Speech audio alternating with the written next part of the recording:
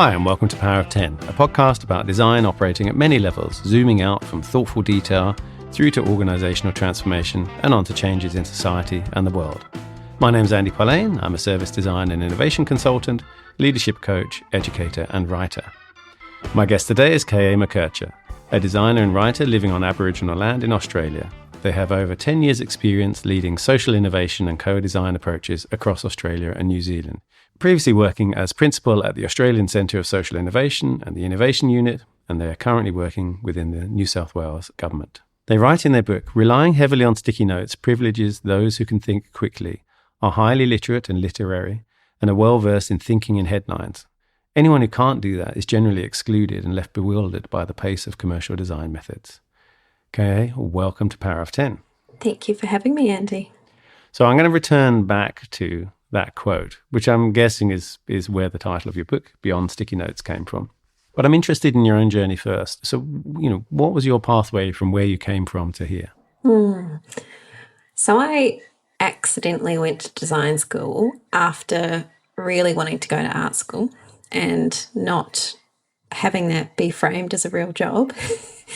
And sort of ending up in design and architecture, and then being also at the very same time very interested in social science as well. So I studied design and I studied anthropology at the same time, which was fortuitous because those things, I guess, would go on to become quite entangled. Yeah. But at that time, I sort of thought, geez, design's interesting, it's fun. It perhaps doesn't have a very robust understanding of people and of sort of methods of understanding people. And I thought anthropology is interesting, but it feels a bit stagnant and a bit othering, and we don't really make things.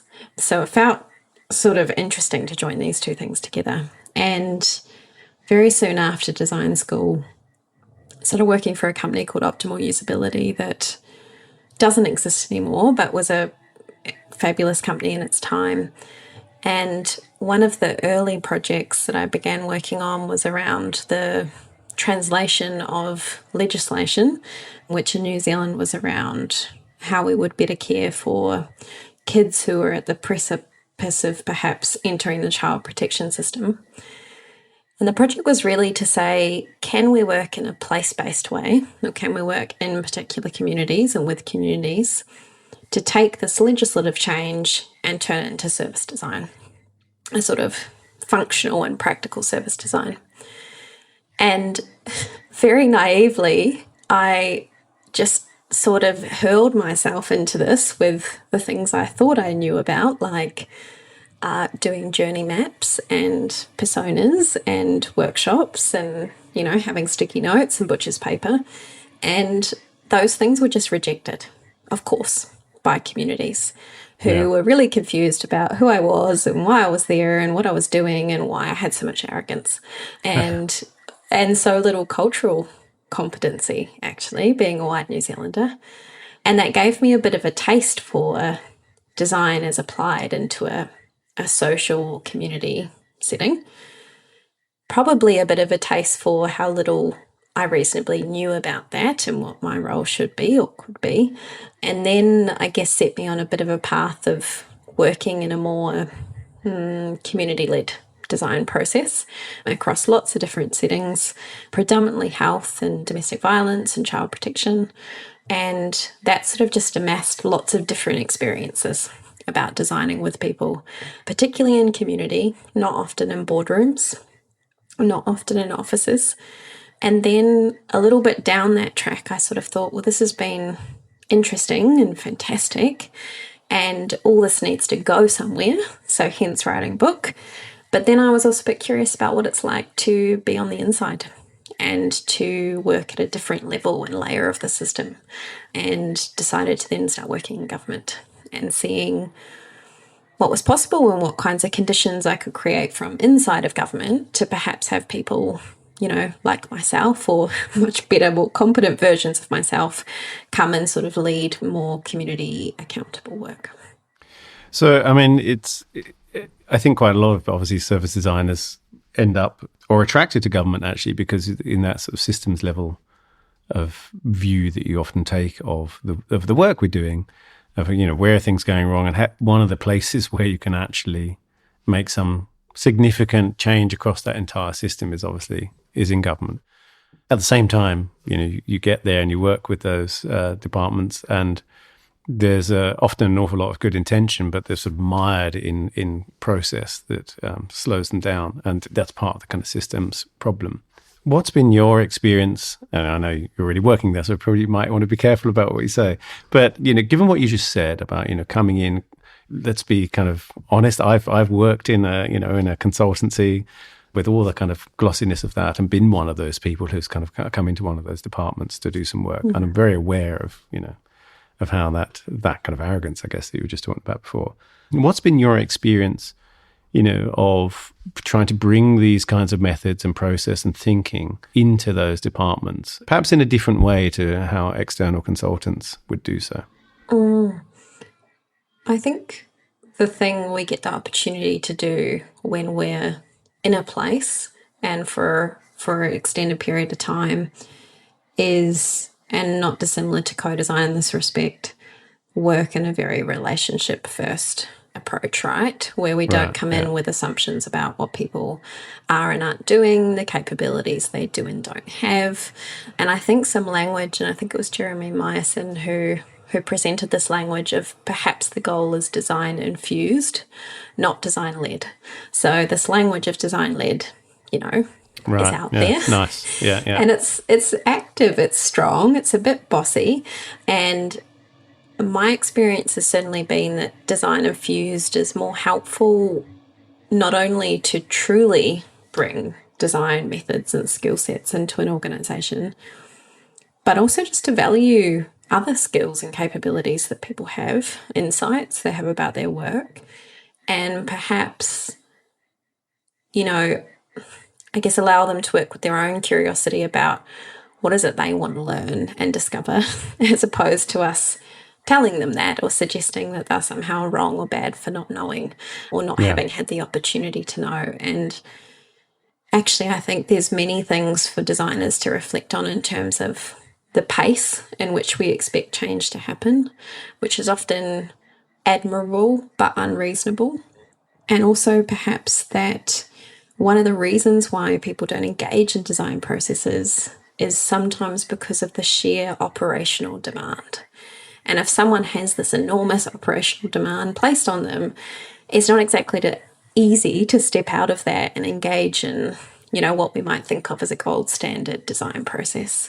So in some ways, the way that I've more so thought about it is, what can I curate for folks across the organisation, almost like a tasting platter of different conversations, capabilities, micro-learning type activities that just sort of builds up in a way that's reasonable to the demands that people have on themselves when they're in operational roles and positions, but also keeps kind of stoking the fire of building up maybe different mindsets or different skill sets and coming to see how they're relevant for a very specific context, because I guess much of design is framed perhaps unhelpfully as very generic and as being these tools that just sort of bob about in the world, and it can be really difficult to make the conceptual leap between what would that tool mean for me, how would I bring it into my context,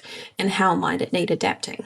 And I guess as someone working on the inside, there's a translational role perhaps in sort of seeing the massive plethora of tools and meaningfully bringing those in and telling stories about them and adapting them and even doing work and then using that as a way of saying, see, we used that thing and it was quite good and people said it was quite good. Do you want to use it too? I'll give you a hand. Right. And then you get the sort of snowball effect of more, I say the snowball effect. I have this expression called the sort of umbrella in the rain, which is, at the beginning, everyone's like, why have you got an umbrella? I'm speaking as an Englishman here, right?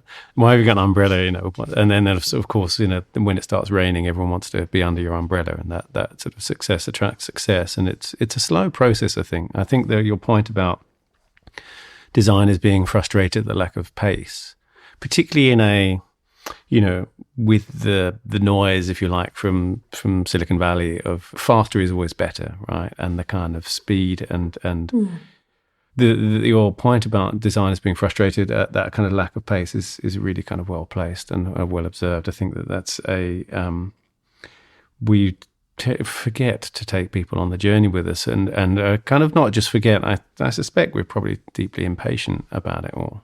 I think so, but it can be shaming, right? Like we all know that shame is not a good change strategy, and to suggest to people that they should somehow be ashamed of the things they don't know or haven't had the opportunity to learn. Yeah. I think the other thing is that it's actually very easy to create a product. It's very difficult to then see all the layers of which need to be aligned to make that an actual part of the organisation. It's an implementation, not just an installation of something. Yeah. To defend service design a second here, the reason why the book that I co-wrote with Ben and Lavrans was called From Insight to Implementation was for that very reason, right? That this idea that otherwise you are stuck in sticky notes sort of land, and you've sort of come up with some concepts, but not really. The implementation is the tough bit, which I might come to actually. But just talking about shame, I've just noticed you'd had there was a piece we said about having courageous conversations, and are you enabling people to take off their armor? Which I don't know if that was was that a direct reference to Brené Brown, or was it just happens to be the same language because of this, where we were talking about shame. It's a difficult area, right? Yeah, and I wonder if there's anyone who's gotten away with not being deeply influenced by Brené Brown, because the way she speaks about this is so accessible and warm and friendly. And, certainly it does come, and be inspired by Brené Brown, but it also comes from a flavour of community organising and activism that is less the pointy, yelly style, and a little bit more the whole, let's not build a fence, but maybe have a much longer table. And, even Krista Tippett, I think, the host of On Being, is another person that models this kind of hospitality and invitation, which, are really some of the ingredients that I guess I speak about a lot in the book, but also speak about a lot in design practice, that perhaps we've maybe forgotten some of the hospitality-based aspects of convening people and hosting conversations. Yeah. And as a kind of sideline to that, I mean, you've been, you're in New South Wales, right? You're in Sydney, yeah? Sydney hasn't had the lockdown quite that Melbourne has had, but, I guess talking about sort of hosting and hospitality, there's a lot that I guess we're naturally attuned to from, hosting, being a host of people in a space, put it that way. And there's also a lot that, as you point out, that we're completely kind of ignorant of or unaware of or unconscious of, or just not getting right in those physical spaces. I'd be interested to know what your experience has been actually of doing this, trying to apply some of these things in the remote space. It's a good question, and I think for me many of the same principles and practices apply. So, I think it's Priya Parker and others who have often said, it's something like 80% of the work of being in the room happens outside of the room and before you even get to the room in the first place. So I guess in the virtual environment, I'm still trying to do things like build relationships with people one-to-one and have conversations with them ahead of there being any sort of group-based thing that's going to occur. I think there's really small things like asking people, is there anything that you'd like to tell me or share with me by which will make the session more accessible for you or more engaging for you? And that might be a small thing like, make it okay that I can turn my camera off or make sure you've enabled captions, or, there's a whole bunch of stuff there. Yeah. I think small like novelties can play a role as well around, maybe there's, almost like Easter eggs built into invitations, built into virtual convenings and afterwards. I think there's a lot that we can do around buddying people up, so there's a greater sense of safety even in a virtual room. There's a huge wealth of things. Yeah, I mean, it's definitely noticeable, in breakout rooms. Although And so there's probably two sides to this. Definitely noticeable in breakout rooms that you can, in those virtual spaces where, you can, to say to everyone, hey, come up with a thing and share it with the entire group of, 30 people on this video chat is obviously quite, a demand on quite a lot of people actually. But, to work in a small breakout group together and then kind of come back and report as your group or something like that kind of definitely helps create that sort of sense of safety in a group and take it less, the focus less on the person. One of the downsides of breakout groups is although you can kind of jump around them, you can't kind of see them all at once. Right? And I think one of the things you see in a visual space is, there's a table over there where one person is kind of not included. And the other three people are kind of, up at the wall, doing whatever they're doing. And this other person seems to be a bit checked out. Have you encountered, presumably you've encountered that in physical space. I saw you nodding before. Have you kind of come up with any ways to deal with that in the virtual? Yeah, so the best tool that I've found is I build all of the breakout rooms in advance and deliberately curate who's going to be in that specific breakout room. And particularly when I'm teaching design or design related skills, I'll always have someone in the room that I've sort of briefed ahead of time around these are the things I'd like you to look for, what I'd like you to exercise as kind of a peer-to-peer facilitator in your own group. And even as a really simple thing, making it really safe for people to leave the breakout room and come back to the shared space. So we had a session where we had, I think, about 170 people. And I said to everyone, breakout rooms just aren't for all of us. And for some of us, they create a huge amount of anxiety and we just hate them. So I let everyone know and actually showed them a screenshot and said, this is how you can leave. And you don't have to feel bad leaving.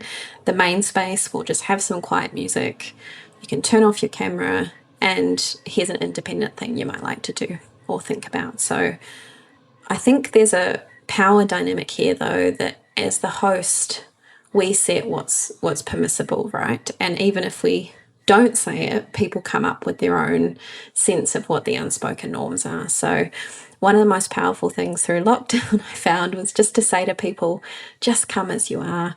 You don't need to apologise for your kids jumping on your back, your cat sitting on your computer, the blinds that you don't really like behind you and you have this perception that they're not professional. It's okay. And if you're feeling a bit frazzled and if you just start crying in the middle of the session, it's going to be okay. And I think for people even just to hear that explicit permission, I notice a massive shift. Yeah, that's true. That's a very good idea. So guessing those kinds of ideas also were the sort of itch that you sort of wrote the book to scratch. So tell me, people write books usually because the one that they want doesn't exist and there's an itch they want to scratch themselves. Sometimes also born out of frustration. So your book's called Beyond Sticky Notes, Co-Design for Real, and then Mindsets, Methods, and Movements. And the real is is underlined, which I'm guessing, you've been talking about a bit already. What was the genesis of this? It's a few things. So I don't know if you've noticed this in Europe, but certainly in Australia and also in Aotearoa, New Zealand, there's been this, I don't think explosion is too wild word to use, of the language of co-design. So we're seeing it everywhere, from organisational strategies, Royal Commission recommendations, and there's a great deal of projects that go out to market to say, we want an agency to come work with us and do co-design. My observation was most of those things weren't what I had understood that to mean. And when I say what I had understood, I mean sort of connecting to the lineage of participatory design practice or emancipatory design practice or community-led design practice that particularly I think back home in Aotearoa is a much bigger, more burgeoning field of people who I guess are seeing design not as a toolkit but a catalyst for more even power dynamics or more opportunities for people to play a role in the decisions that shape their lives. So I was feeling this dissonance, I guess, between the language that people were using and then what was actually happening, which was really just kind of fancy workshops and actually not even very good workshops. And as you say, I was looking across the market and what I could see was super convoluted academic texts that are just not accessible. I could see little bits and bobs that people had put together, maybe a blog here, a blog there. But the other extreme was these toolkits that were all tools and no connection to what would you need to unlearn and what would you need to be even to be successful, and what's actually the social movement side of it as well, that really this isn't just about jazzy new methods, but the opportunity for greater civic participation and greater connection at neighbourhoods and between organisations and the people they're set up to serve or to partner with. So I felt there was a gap, and that seemed to be the case, particularly once the book was out and people were sort of saying, I've been looking for this. Yeah, so I guess I wanted to write something that had these three aspects. So I wanted to say something about the social movement side of things, and what some of the, I guess, particular literacies around power and privilege that might be helpful or are helpful for designers to have a much greater sense of, or anyone can be in co-design, it's not just designers. The second part, I wanted to talk much more so about maybe some of the mindsets that we don't often see talked about in design, and hospitality in particular being one of those things, but also the grittier parts of things like asking people to be in ambiguity and whether that's actually a reasonable or possible request.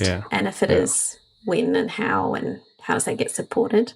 And then pretty light on the methods and really focusing on the model of care for co-design, which is sort of one of the core frameworks, which is really about bringing about some more trauma-aware practices into doing design and convening groups of people, and just generally not trying to replicate the great deal of excellent design books and design methods that are already out there that tell us how to do things like generative design research. Yeah. There's a large part of this is really about designing the process, right? Or kind of applying a level of thoughtfulness and detail. And there's an incredible amount of it. I think it's very rich on that. To kind of the process, not so much the process itself, not even the kind of actual work that you're doing, but the preconditions in which all of this is taking place, and applying the same amount of effort to that. And you talk about conditions for co-design is really kind of like the first kind of chunk of it. And one of them, you have these kind of four aspects of support and sponsorship: time and money, culture and climate, and commitments. And particularly those first three, so the support and sponsorship, time and money, and commitments are all, I would argue, proxies for how important people think this stuff is. Because if they're not there, and a common thing, and you mentioned it before, is that co-design is expensive, and we talked about the speed thing as well. I can imagine you've had the sort of pushback on this is going to slow us down or whatever. There's no budget until it's something that someone decides is important, and then suddenly there's budget, right? So, a lot of this feels like what you're doing is trying to kind of surface this as not only just as, this is important because this is the right way to treat people, but this is important because otherwise you don't get the outcomes you're after. I think designers tend to talk about design too much, actually, to stakeholders and people who are kind of, might be pushing back on them, or people they're trying to convince. When you've been doing this work, both when you've been doing this work and maybe when you've been sort of talking or teaching or whatever about this, what have been some of the kind of main pushbacks that you've had on this way of working? So I think that I don't have time, or we don't have time, is a big one. And I think there's some reframing around that, around, going slow now to go fast later, or thinking about future liabilities that may arise from not having sufficiently invested, in the early days. I think another sort of objection or a thing that people get hung up on is they've misheard something along the way about everyone has to be involved or everyone should be involved. And I think this is a great fallacy. That one, that's possible, and two, that therefore everyone has to be involved in the same ways. And I guess what I particularly advocate for is that we think about people who know, people who care, people who perhaps haven't got to have a seat in the conversation but have important insights to share, and really prioritising those people as the core co-design team, if you will. And then that there are, as we both know, a great huge list of many different ways in which people can be involved that may be more about breadth than depth, or they might mix those things. Right. And so I think, one of the things that happens when people say we need to be inclusive in this is like everyone has to have their say, right? And everyone has to be involved. And it becomes a kind of political thing of, well, we can't speak to those people unless we keep bringing these people.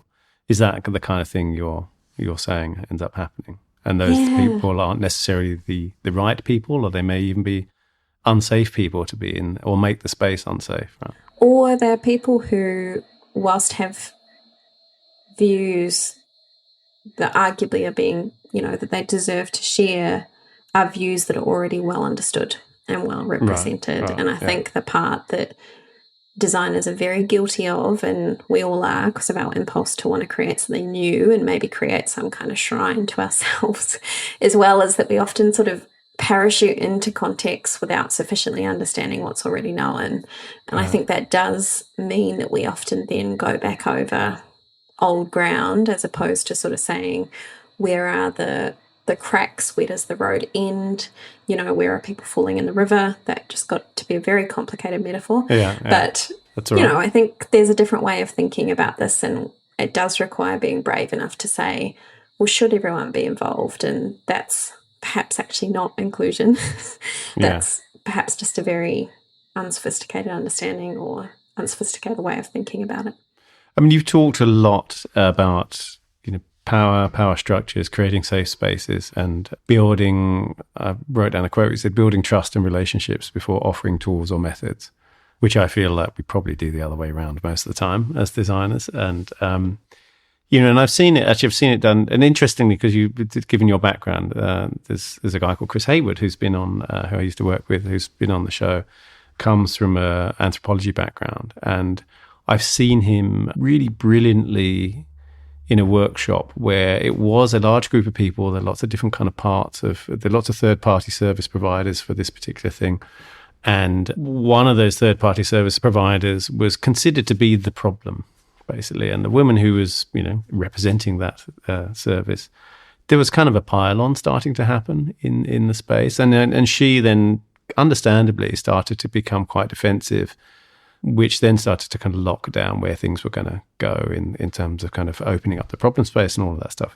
And I saw Chris actually be incredibly empathetic and human, but had a real ability to kind of diffuse that, and not only to kind of, help that woman feel more included and wanted, and to sort of, which helped her kind of dial down her defenses, take off her armor actually, but also at the same time stop the others in the room from the kind of pile on. And over the course of sort of 2 days, it was brilliant to see. I don't know, if I asked him about it, he probably would remember it. I don't know that it was such a sort of, it just seemed to be something he was very kind of attuned to, I think, from his anthropology background, actually, of understanding of being a stranger in a strange land, and I'm not actually part of this community, and I'm colonizing this community as you talked actually about a design being, particularly when working with Indigenous people, design being a colonizing practice. And there's that nice piece from Katarina Davis in there about, we need more designers, more Maori designers and good allies, and no more white saviors. So many people assume we need something that we already have. And that kind of skill to shape that safe space in the middle of seeing it, or to recorrect a dynamic where a space that might have been assumed to be safe starts to become not safe, was a real skill, I thought. And it was really nice to sort of see in practice. And you talk about kind of, we can have a lot of sort of good intentions and set up stuff as best we think we can. But the same problem arises there, which is this is our kind of guess of what we think should be the safe space. How do you deal with kind of correcting, what we think is a safe space might not be? How do we do that better? And then in the middle of it, when you realize something is not going as it should, how do you correct for that? Look, I think the first thing to acknowledge is safe. And I want to say safe enough, because I don't think that it's possible for all spaces. Right. Yeah. Like, we're human beings and we're colliding into each other and we're, saying and doing things. So I think safe enough for me is the framing, and within that, according to whom. And I guess in my work, I take a particularly special focus on folks who will not be the highest on the matrix of domination, who will not have the most authority in the room, or for whom an identity or experience is likely to produce an othering kind of effect.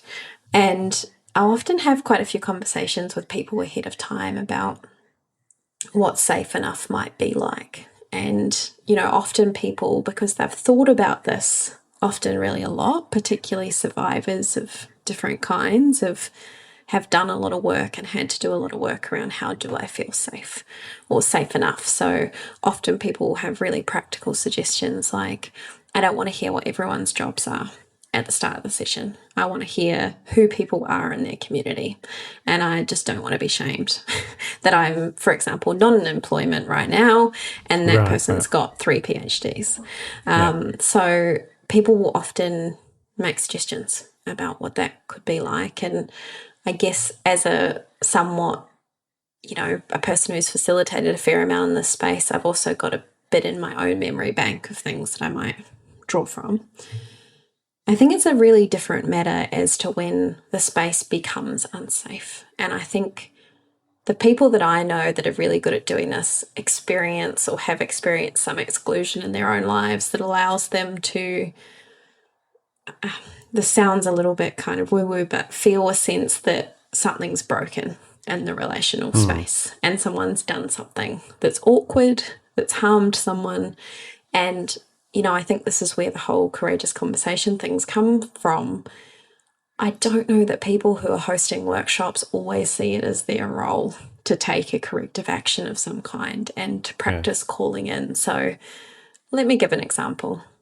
I was in a workshop some time ago, and the workshop was about LGBT health. And there were these very lovely consultants who were running the workshop, and it became clear to me that they weren't, in fact, running the workshop. They'd just set up the room. So there wasn't sort of anyone running anything.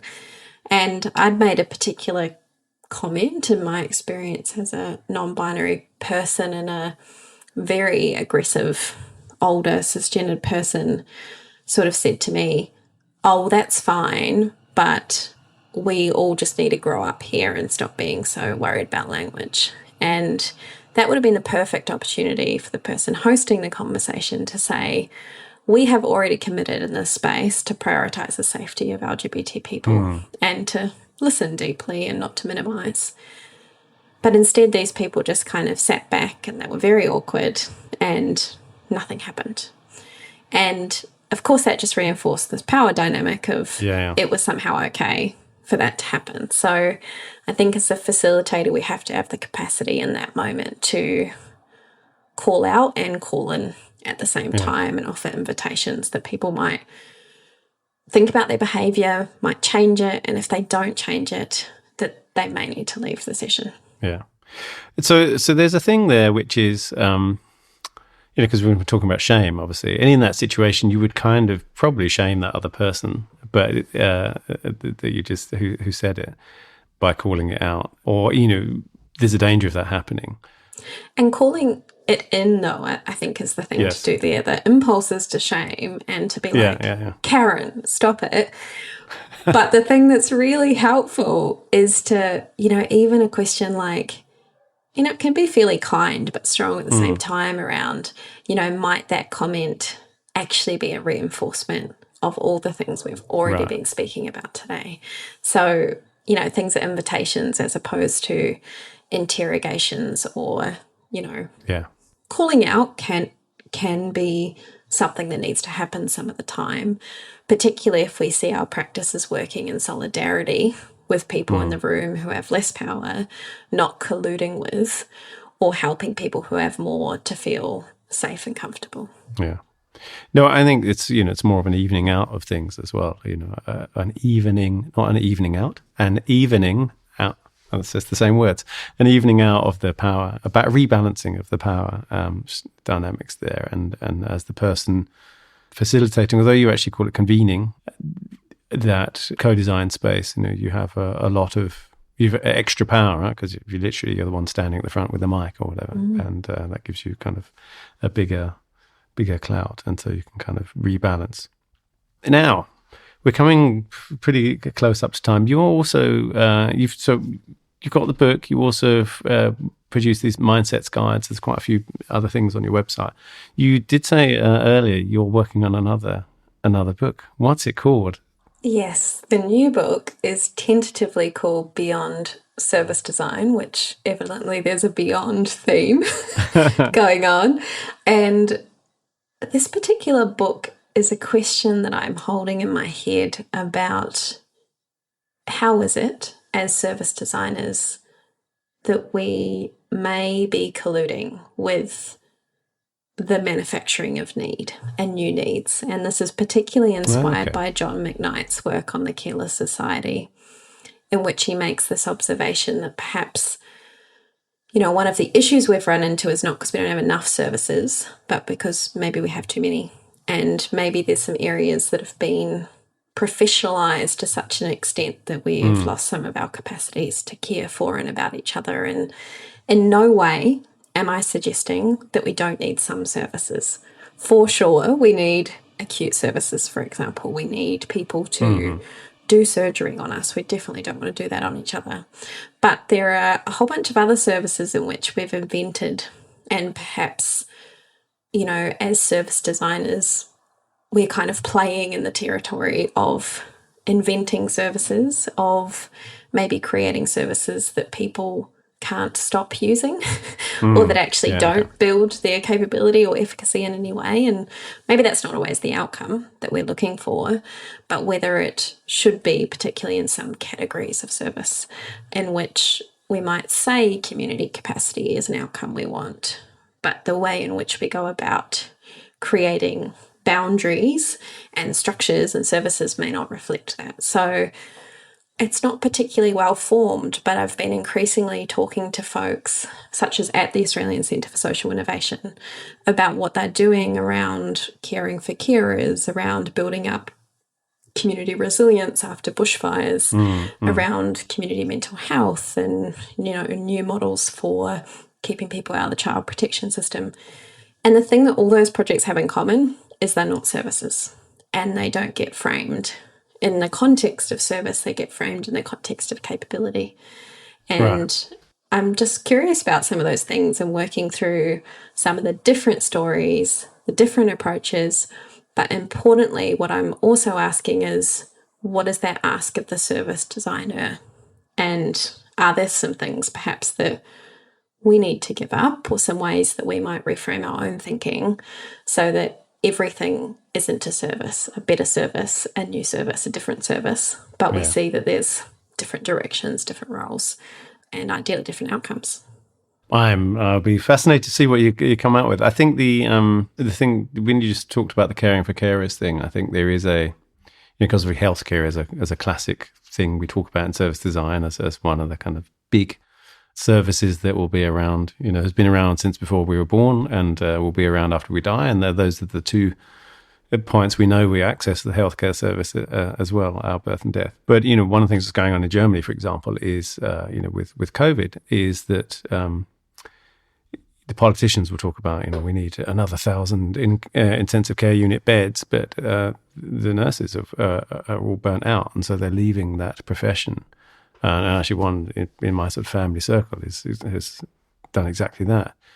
And as there was an interview with someone, from an intensive care unit, and they just said, beds don't make people better, right? Beds don't care for people if you don't have the staff.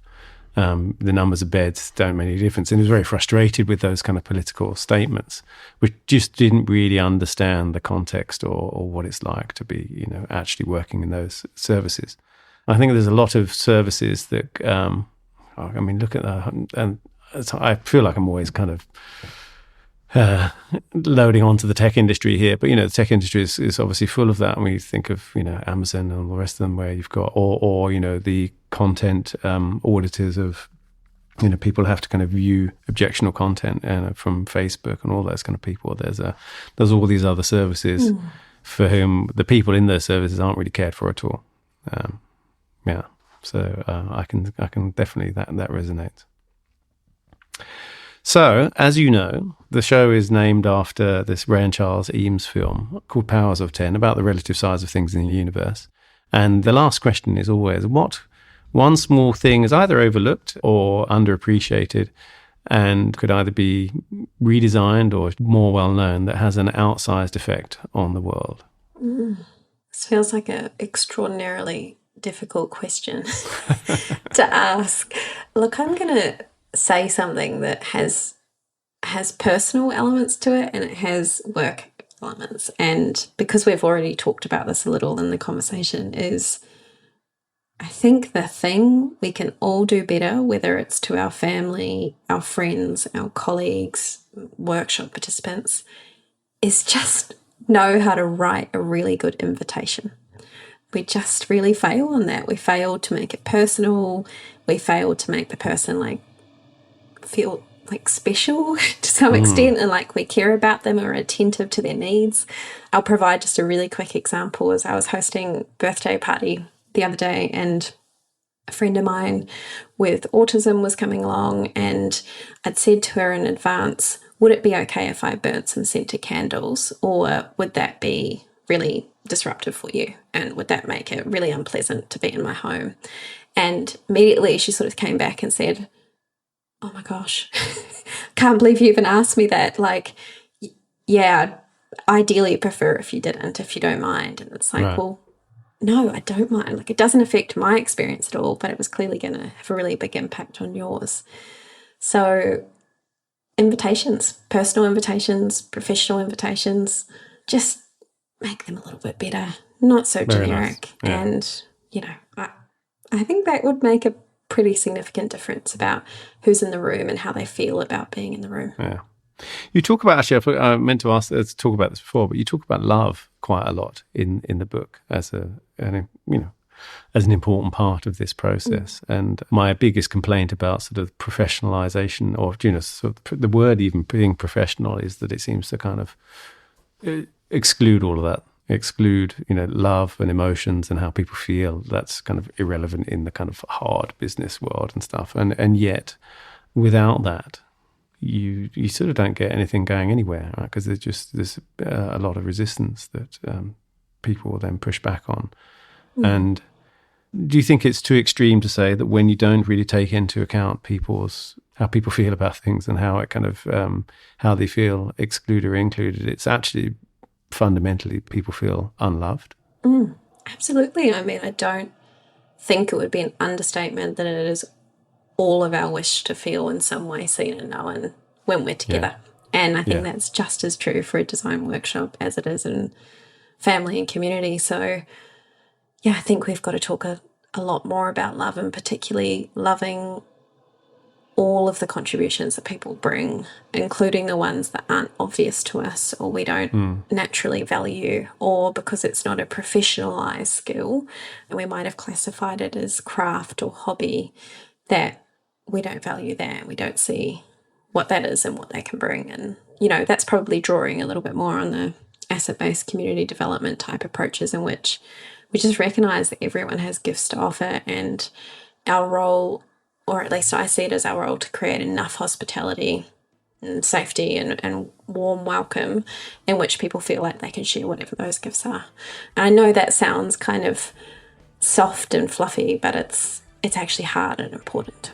That sounds like a very good place to end the podcast. Thank you so much for being my guest on Power of 10. Thank you for having me. As I'm sure you're aware, you've been listening to Power of 10. My name is Andy Polaine. You can find me at apolaine on Twitter, or Polaine.com, where you can find more episodes and sign up for my newsletter, Doctor's Note. If you like the show, please take a moment to give it a rating on iTunes. It really helps others find us. And as always, get in touch if you have any comments, feedback, or suggestions for guests. All the links are in the show notes. Thanks for listening, and see you next time.